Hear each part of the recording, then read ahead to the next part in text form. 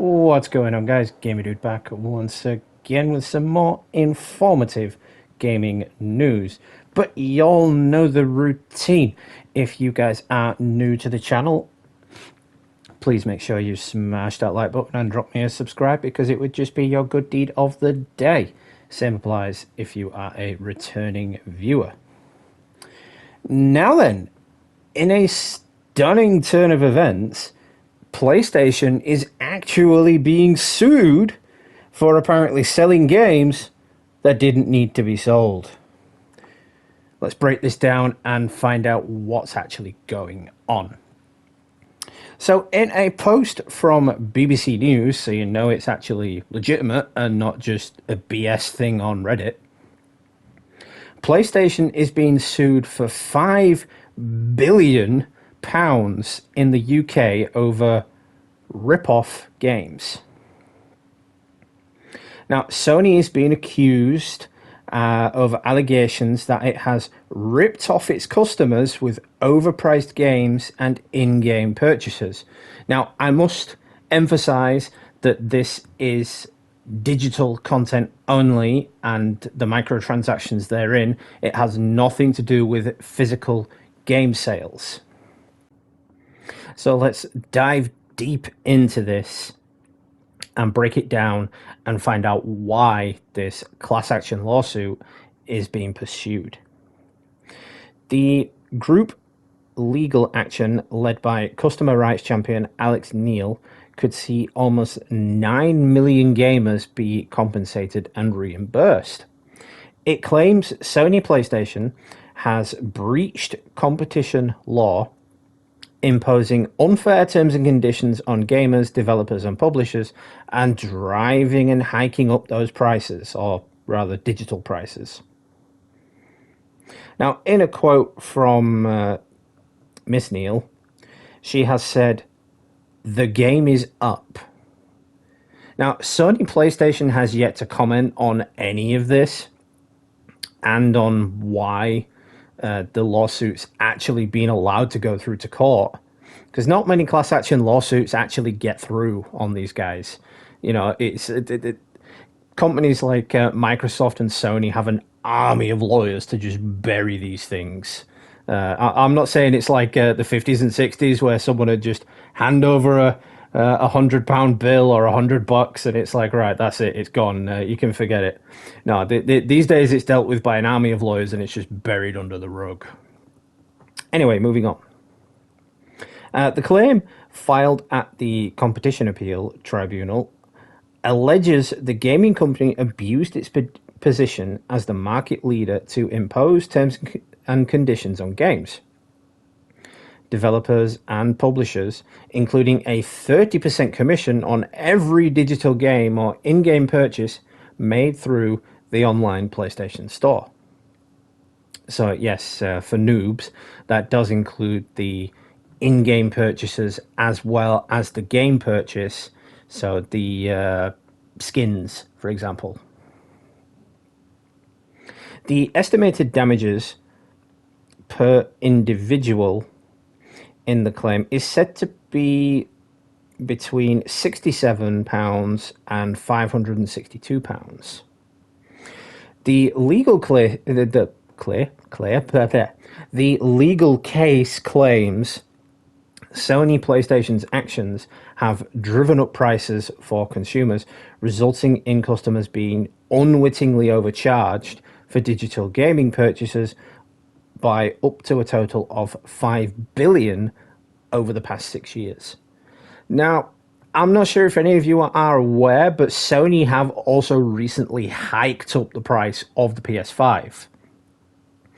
And that's a bit of a bitch in of itself, because PlayStation 5s are still quite hard to come by, and scalpers are still racking them up and selling them off.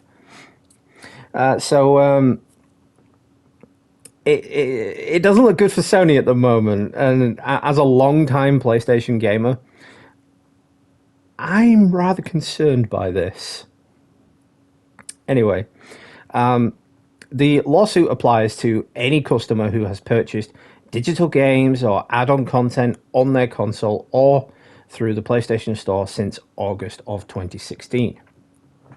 I must also emphasize that the case or the lawsuit doesn't mention if it's for Sony exclusive games, so say Spider-Man or Days Gone or Horizon. It doesn't specifically say if it's for every game or just Sony games. So where's it going to go? I don't know.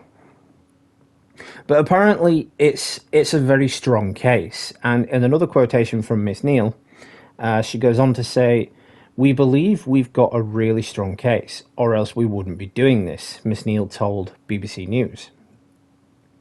"It is a big undertaking to take on a company like Sony." Well, I agree with her there because, as I said earlier, companies like Sony and Microsoft have armies of lawyers to usually bury this sort of stuff under the rug. It never usually makes it to news outlets like this. Continuing on, she says, "With this legal action, I am standing up for the millions of people in the UK who have been unwittingly overcharged," she said. Now, I can only imagine that she's not just doing this for the people in the UK. She's saying she's doing it for the people in the UK because she's from the UK. But I would assume that this affects everybody worldwide, you know, whether you're in Europe, America, or the UK. So, continuing on, she says, "We believe Sony has abused its position and ripped off its customers with its enormity of power. The actions of Sony are costing millions of people who can't afford it, particularly when we're in the midst of a cost of living crisis and the consumer purse is being squeezed like never before." Now, I agree with that particular line. The cost of living in the UK is insane at the moment. Energy bills are increasing, food bills are increasing, rent prices are increasing. My rent just increased. I just did my annual monthly food shop and it cost me over £100, whereas before I could spend 70 and 80 and it would last me a month. Now I'm having to spend £100 or over £100 just to get my essentials for the month. So I can kind of agree with this in a way. I mean, me personally, it doesn't really affect me because I will only buy a digital version if there are no other options. You know, say if a particular game I want is out of stock in every single store, that is the only time I will resort to buying a digital game, or per se, if the game is a digital exclusive and it's not getting a console release. They are the only two occasions that I will buy a digital game. So if you're the same, maybe it affects you in that way. And not just speaking on behalf of people in the UK, but people worldwide as gamers, it's a true tragedy, you know. And hiking up the cost of the PlayStation 5, as I mentioned earlier, really doesn't help this case that much. And it was only announced recently that the price for the PlayStation 5 was going up, whereas this lawsuit's been in effect since 22nd of August, I do believe. Don't quote me on that. It's just I'm just going off what the article says. Anyway, continuing on. It is not the first time that concerns have been raised over commission on digital platforms and accessing content. Similar actions have been brought into other countries against Apple and Google. But yeah, once you are in those Apple or Android operating systems, whether you're a PC gamer or just a mobile phone gamer, I don't know the term for mobile phone gamers because I don't game on the phone. I used to, but that was back in the day when I had a Nokia 3310 and I was playing Snake. I don't really bother with games on my phone anymore. But anyway, you're really left with no choice but to pay the high costs for the content because there is literally no alternative. I'm using this as an example. Take Marvel's Avengers, for example. I used to play that infrequently. And if you've played the game or if you've seen posts regarding the game, you know there's an in-game marketplace. But in order to get the skins, say the MCU skins, which are exceedingly popular in the game, you have to pay real world money just to get them. There is no other way to earn that currency to buy those skins. If there was another way to earn the currency in these games, not just speaking of Avengers, speaking of all games, there was another way to earn the currency for the marketplace, whether it be a side quest or a particular objective, or you've got to go out and find it in the game world. Even if it just gives you 5 credits for doing it, that would be a hell of a lot better than forcing you to pay 50, 60 quid just for 500 credits to buy a skin that you're probably never going to use again. So I do think it is a cause for concern. I do say it's pretty much the same for any gamer, you know, PC, mobile, Xbox, whatever.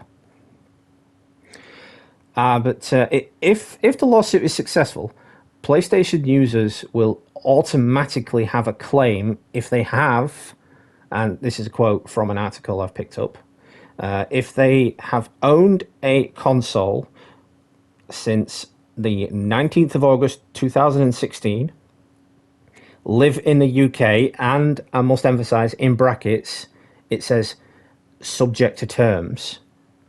So whether that means it's, I don't know, subject to going regional or subject to if you lived in the United States in 2016, moved to the UK, and then went back in 2017, and then moved back again. I don't know how it would work for that, but just we'll just have to wait and see. If you have purchased any form of digital PlayStation game and made any in-game purchases via the PlayStation Store. Now, it is, as I said earlier, extraordinarily rare that I make in-game purchases. I think I only did it once for Avengers. I think I've only bought one, maybe 2 digital games since I've owned a PlayStation, or since the store went live on the PS3. So if you are a digital gamer and you're living in the UK or anywhere else in the world, if this lawsuit goes worldwide, then you could be in for a big reimbursement. You know, say if you've got 30 plus games in your catalog, you're in for a big reimbursement, because PS3 games, they came in when they first came out at around $39.99. PS4 games, they went up to like $49.99, and PS5 games, they can be upwards of $69.99 or $79.99, and collector's editions are in the hundreds and hundreds of pounds. So if you've ordered a deluxe edition as well off the PlayStation Store, that's still hundreds of pounds that you could be reimbursed for. So if this goes through, you can expect your bank will be thanking you, you know. Anyway, Miss Neal continues to go on to say, and warning to say, that cases of this nature can take several years to resolve, and that people who might be eligible for compensation could be left waiting if Sony refuses to settle the claim, which I wouldn't be surprised if they did. She continues to say, we would expect, given the number of consumers affected and the amount we believe they have been overcharged by, that Sony would want to bring this forward and settle it. But we have no idea what they are planning to do, she told the BBC. And as of yet, or as of making this video, Sony PlayStation have not responded to BBC's request for a comment.